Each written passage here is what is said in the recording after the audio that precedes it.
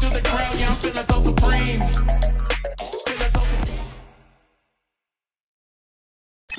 Alors, douleur post-opératoire après chirurgie de l'épaule, est-ce qu'on a des facteurs prédictifs? Comment l'évaluer en post-opératoire? Ce sont deux étapes cruciales dans la prise en charge de nos patients. Juste avant de revenir sur ces deux étapes, je vais d'abord introduire un principe qui va nous permettre de mettre en évidence l'importance de ces deux étapes.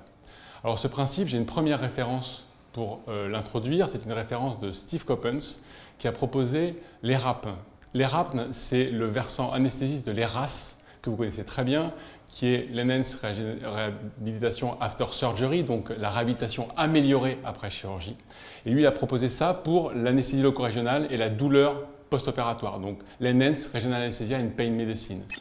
Et ce qui est intéressant dans ce concept, c'est que ce n'est pas l'anesthésie loco-régionale qui est au centre, tous les blocs se valent. Ce qui est important, c'est la personnalisation, aussi bien de l'anesthésie loco-régionale que de la prise en charge de la douleur périopératoire. Et donc si on parle de personnalisation, il va falloir qu'on ait des étapes de cette personnalisation. Et là j'ai une deuxième référence, c'est une référence d'Edouard Mariano. Je vous invite à lire toute la littérature d'Edouard Mariano qui est très intéressante sur la prise en charge de la douleur périopératoire. Et dans cette référence, l'RAPM 2024, qui est un consensus entre différentes sociétés savantes de chirurgie et d'anesthésie, on retrouve des étapes de prise en charge de la douleur périopératoire. Comme première étape, on a l'identification, donc c'est la recherche de ces facteurs prédictifs de douleur post-opératoire. La deuxième étape est une étape d'anticipation. On a ensuite une étape d'éducation à la fois du patient mais aussi de son entourage.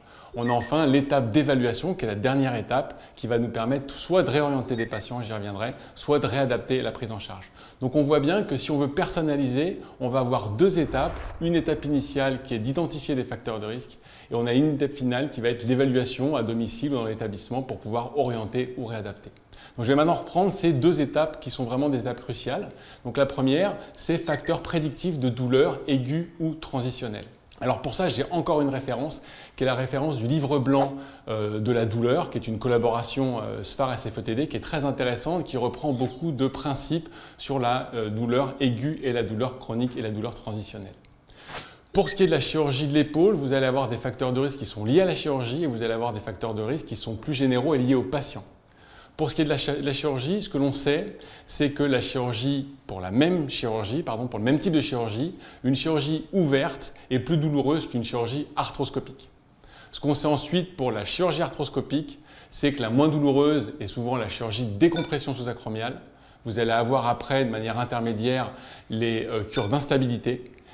Et puis vous allez avoir ensuite la coiffe des rotateurs, dont on sait que c'est vraiment la chirurgie la plus douloureuse. Et on sait également qu'en fonction de l'ancienneté de cette rupture de coiffe, la rétraction qu'on peut avoir, vous allez avoir des douleurs aiguës transitionnelles qui peuvent être plus importantes. Donc ça sont les facteurs chirurgie. Vous avez ensuite des facteurs patients. Et ces facteurs patients, on les retrouve dans le livre blanc de la douleur, qui peuvent être l'âge, le sujet jeune, le genre, plutôt féminin, le tabagisme, la prise d'opioïdes en préopératoire, le niveau de douleur préopératoire, l'anxiété, le catastrophisme. Donc si on a des facteurs de risque, on a forcément des scores à évaluer en préopératoire. Ces scores, on les retrouve dans le livre blanc. Vous allez avoir le VA, l'anxiété avec la PES et un dernier score qui va être le score du catastrophisme. La question qu'on peut tout de suite se poser, c'est est-ce que d'évaluer ces scores ne va pas impacter nos consultations d'anesthésie? Est-ce que ça ne va pas les prolonger, les rendre un peu plus difficiles? Alors je vais vous donner juste un retour d'expérience. C'est notre expérience. On évalue la vulnérabilité à la douleur chez tous les patients. On évalue, ça c'est un autre thème, mais la fragilité des patients et en aucun cas ça ne rend plus compliqué ou plus lourd la consultation. En revanche, ça permet vraiment de personnaliser le parcours analgésique périopératoire de nos patients. Donc ça c'est pour la première étape qui sont l'identification de facteurs de risque de douleur post-opératoire. On a ensuite donc cette dernière étape qui est l'évaluation à domicile. J'ai encore une référence pour l'évaluation à domicile qui est un élément que vous pouvez utiliser au quotidien, qui sont les informations données aux patients par la Société française d'anesthésie et réanimation. La SFAR, il y a maintenant 1 ou 2 ans, sous l'impulsion du CDALR, a modifié les recommandations et les informations qui sont données aux patients pour parler et mettre en avant la complication la plus fréquente post-opératoire qui est la douleur. Et donc on a maintenant une information patient, une éducation patient sur la gestion de la douleur en post-opératoire. Avec 4 grandes questions auxquelles les experts ont répondu. La première, c'est comment évaluer la douleur à domicile. avec simplement des échelles de douleur que l'on a et qu'on utilise au quotidien. Ensuite, comment anticiper ou prévenir la douleur à domicile, avec la compliance et l'explication de la compliance de prise des médicaments. Après, comment traiter une douleur à domicile.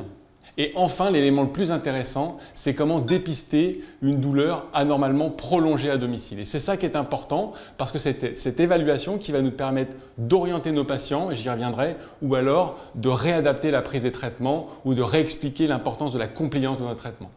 Alors sur ce paragraphe-là, on a 4 signes d'alerte qui sont vraiment des signes très intéressants. 2 qui sont plutôt des signes d'alerte pour une douleur très aiguë et qui vont nécessiter souvent une réévaluation et une réamélioration de la thérapeutique post-opératoire.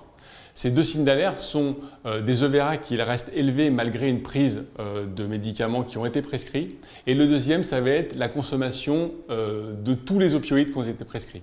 Et là, ça fait le pan avec une autre information qui avait été donnée par l'ASFAR, c'est qu'il est probablement très intéressant et très important de ne délivrer que 4-5 comprimés d'opioïdes ou d'équivalents parce que c'est un très bon signe d'alerte, c'est un très bon moyen d'évaluer en post-opératoire la douleur de nos patients.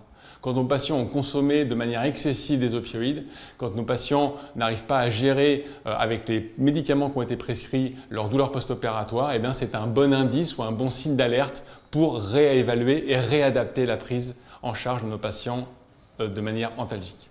On a ensuite 2 autres signes d'alerte qui sont des signes d'alerte qui sont plutôt orientés vers l'évolution vers une douleur transitionnelle et pourquoi pas chronique et donc une réorientation qu'on va avoir à faire de nos patients. Ces 2 signes d'alerte sont une EVA qui va rester élevée au bout de 10-15 jours parce qu'on sait dans la littérature qu'on a un cut-off à partir duquel on va plutôt passer d'une douleur aiguë post-opératoire à une douleur transitionnelle. Donc c'est important d'avoir ce cut-off des 10-15 jours pour les patients. Et l'autre, ça va être une douleur qui ne va pas persister une semaine, quelques jours, mais plutôt 2 à 3 mois. Et là, on sait qu'on va rentrer dans un processus transitionnel ou chronique. Et pour cette évaluation-là, eh bien, ce n'est pas simplement le seuil douloureux qui va être important, mais il va falloir quand on a ces appels de nos patients, eh bien les réévaluer aussi en utilisant un score comme le DN4 pour s'assurer qu'on n'a pas des signes de douleur qui commencent à devenir neuropathiques pour pouvoir, eh bien, comme je le disais, réorienter nos patients sur des filières qui sont des filières plus spécifiques de prise en charge de douleurs transitionnelles ou de prise en charge de douleurs chroniques. Donc juste pour résumer sur ces 2 étapes qui sont des étapes cruciales des parcours patients optimisés de leur analgésie périopératoire, il faut 1. Dépister pour pouvoir personnaliser et ensuite évaluer pour réadapter ou pour réorienter nos patients sur des prises en charge plus spécifiques.